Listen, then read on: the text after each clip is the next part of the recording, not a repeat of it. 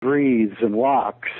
And we need to change that whole paradigm quickly, because and it is happening. People are getting more psychic. That's actually what one of the points of Time Wave 2013 is about, how we're getting more psychic, and synchronicities are increasing. I don't know if they are for you, but I'm getting 5 or 6 synchronicities a day now. And yes. If a synchronicity is happening to you, you better wake up and pay attention, because somebody's trying to tell you something.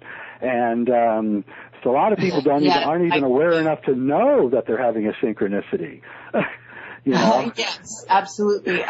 Now, I'm noticing that you also, in a sense, you are talking about the evacuation of the planet, and that was interesting. Actually, that's one of the major reasons I invited you on the show. I have a friend who has read a lot of your work and looked at a lot of your work, and she encouraged me to invite you. I was not that familiar with your work, but I did hear that you were talking about the evac of the planet, and so that piqued my interest, because I realized that you were getting some of the same information we were. And so, this is fascinating what's going on.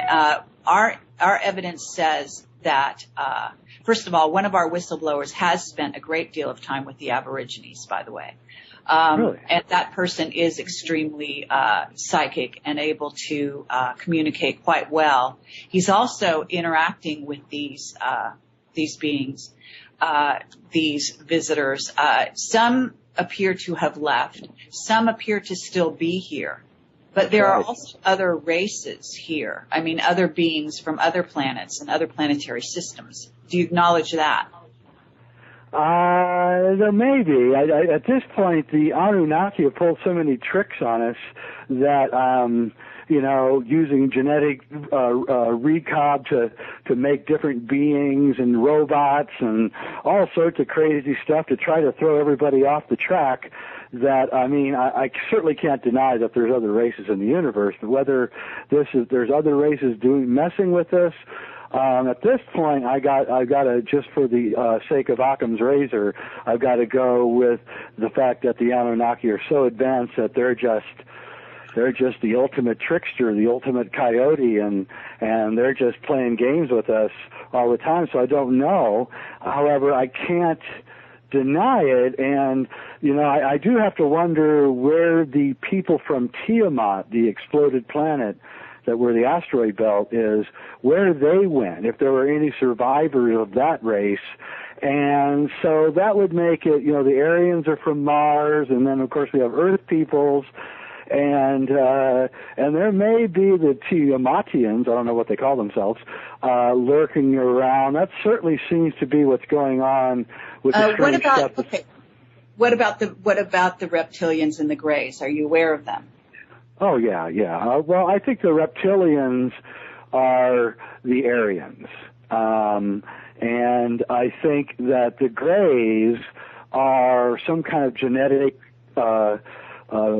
creation of the Anunnaki for whatever reason, to gather up people's souls or to scare everybody. I don't exactly understand what the Greys are doing and what the abductions are about, but I certainly believe they're going on, and I'm not doubting that there are Greys. What about the takeover of planet Earth? In other words, yes, there is an evac. What about the idea that there is a race of beings, first of all, that is not just the Anunnaki? In other words, that the reptilians themselves, there is a strain of reptilian. There's also, from what I understand, a combination reptilian Anunnaki, in other words, humanoid reptilian. In other words, there are many, many different races of beings. Now, I understand that you feel that the Anunnaki are tricksters, and certainly they are. All the beings out there, if you leave the 3D reality, then your powers of being, abilities to be a trickster, increase 100-fold, right? So infinite, actually. So just look at how nefarious humans are, and you can just extrapolate from there what other beings are capable of, whether or not they use the power of all the things they're capable of in deceiving us for service to self.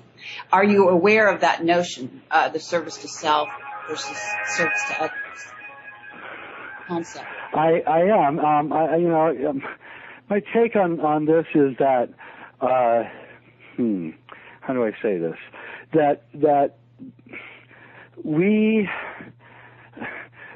are not who we think we are, and the reptilians are certainly there, but we have the reptilian in us too, by the reptilian brain, and I know that the ritualistic aspects of our rulers would seem to indicate that there is a reptilian type of source there, because reptiles frankly love ritual, and they can't do anything without it.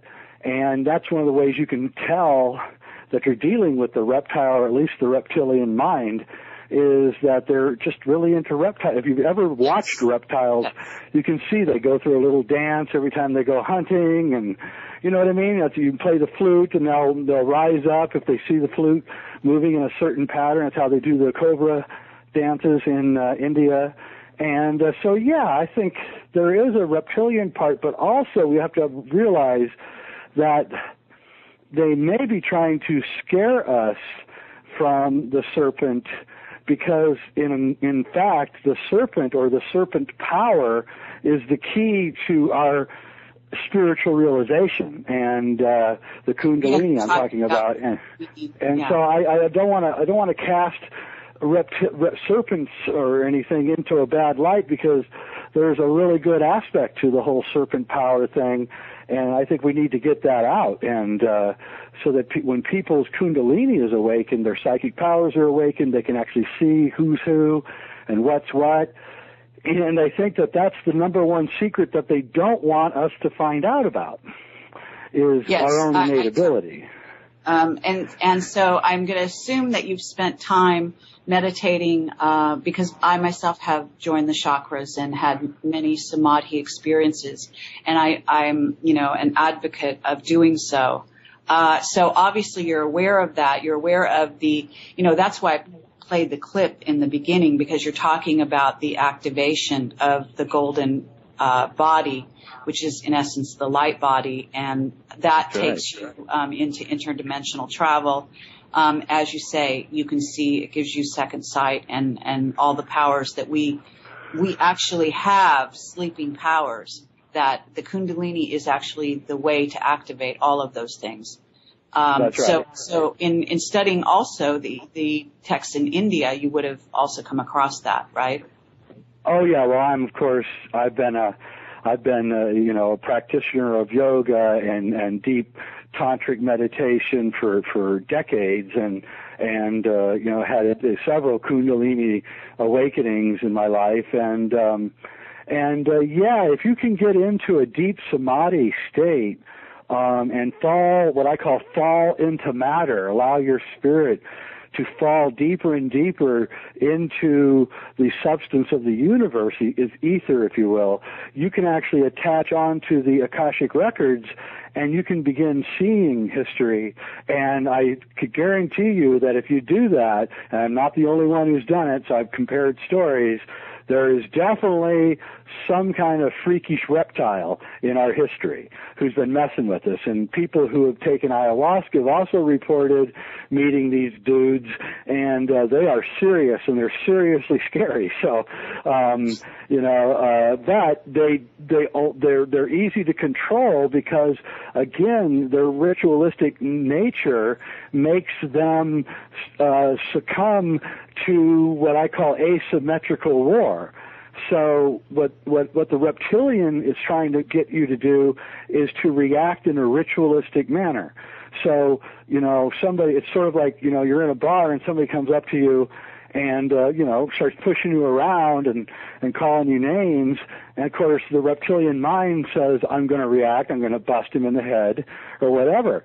But that is what the reptiles expect from us. And what I think we need to do now is do everything in an asymmetric manner. Whatever it is that they want us to react to, we need to do the opposite. So they want us now to taking they want us now to right. They want us to rebel right now. They're making things so bad that we're